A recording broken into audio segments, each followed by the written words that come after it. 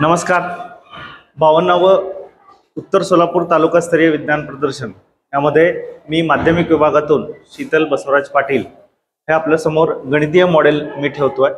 या गणितीय मॉडेलचं नाव आहे 4D measurement of all instrument for all diagram. याच्यामध्ये आपण काय केलेलं आहे, इयत्ता पहिली ते 10वी पर्यंतच्या संकल्पना ह्या आपण पट्टी, पेन्सिल आणि कोनमापक ह्या सगळ्या साहित्यांना घेऊन करू शकतो. पण प्रत्येक वर्गात आपण प्रत्येक वेळेस प्रत्येक तासाला कोनमापक वगैरे घेऊन जात नाही. मग त्यावेळेस आपली संकल्पना ही सांगायची, मांडायची राहून जाते.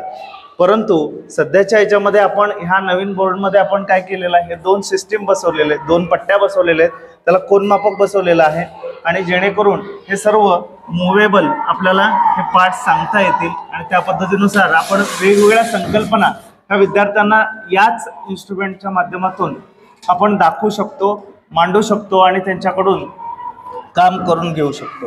आता उदाहरणार्थ पहिली ते चौथीमध्ये आपण पाढे आणि दुरेघीची संकल्पना आपण सांगायची आहे.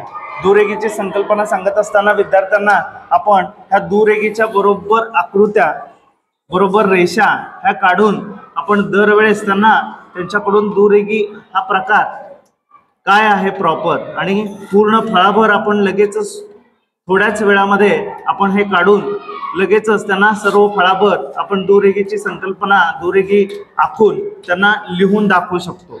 जेणेकरून त्या विद्यार्थी प्रॉपर त्याच्या वहीमध्ये किंवा त्याच्या इथे लिहित असताना कोणतीही चूक करणार नाही.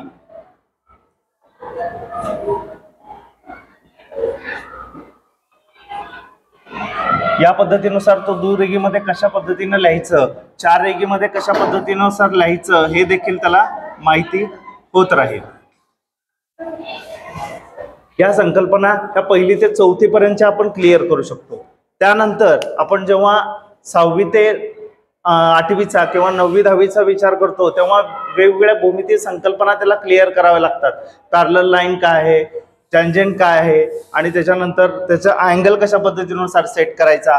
तर यासाठी देखील आपण यामध्ये काही वेगवेगळ्या आकृत्या त्याला काढून प्रॉपर त्याचं नॉलेज आपण त्याला या ठिकाणी एकाच पद्धतीनुसार लगेचच त्याला समजून देऊ शकतो की जेणेकरून त्या माध्यमातून तो विद्यार्थी लगेच ते समजून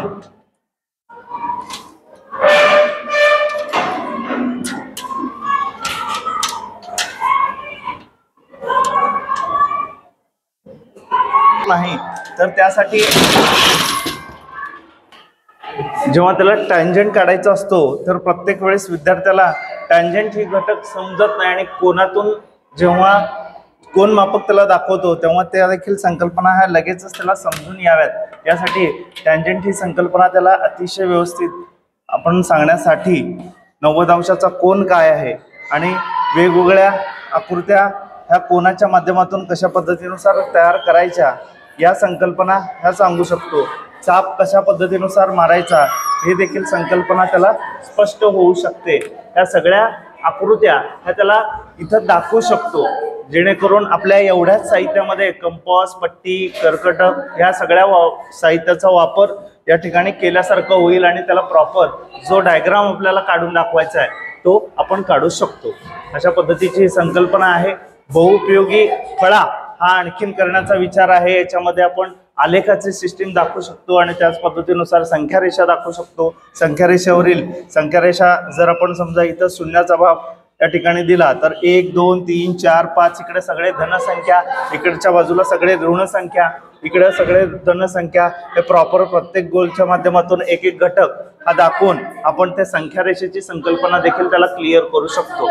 अशा आलेख, संख्यारेषा अशा 8वी 9वी 10वी इयत्तेला असलेल्या सर्व भौमितिक ज्या काही घटक आहेत ते आपण दाखवू शकतो. याच्या मागे जर आपण आलेखाचा बोर्ड जर घेतला तर निश्चितपणे स्तंभालेख, वृत्तालेख याही बाबी त्याला समजून देऊ शकतो.